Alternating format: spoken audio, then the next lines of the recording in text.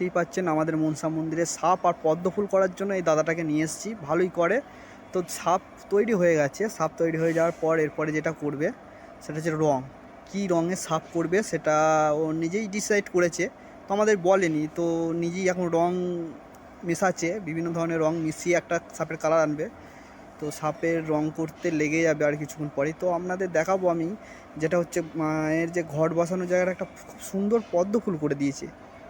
দেখতেই পাচ্ছেন পদ্ম ফুলটা আপনারা, খুব সুন্দর লাগছে পদ্ম ফুলটা। তো প্রচুর বৃষ্টি পড়ছিল, বৃষ্টি পড়ার জন্য আমার ঘরে তিরপল নিয়ে এসে একটা ছোটোখাটো তাঁবু খাটিয়ে দিয়েছি। দাদা একটু বিশ্রাম নিচ্ছে, এরপর লাগবে। বৃষ্টিটা একটু ছেড়ে গেছে, ফর্সা হয়ে গেছে, অসুবিধা নেই।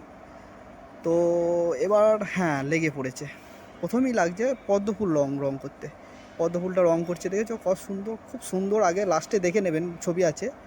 এরপর মনে হচ্ছে হ্যাঁ সাপ রং করবে। ওহ, অসাধারণ হাতের কাজ। হ্যাঁ, আপনারা যদি কেউ এই ধরনের কাজ করাতে চান তো আমার ইউটিউব চ্যানেলে আপনারা যেতে পারেন।